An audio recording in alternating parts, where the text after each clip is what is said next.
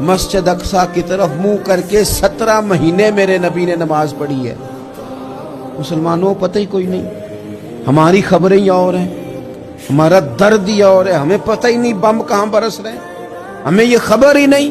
और मैं उस दौर में तकरीरें कर रहा हूं जहां सोतों को जगाना नहीं पड़ता, जागतों को जगाना पड़ता है। सियाने लोगों को समझाना हमारे जिम्मे लग गया, क्या करें।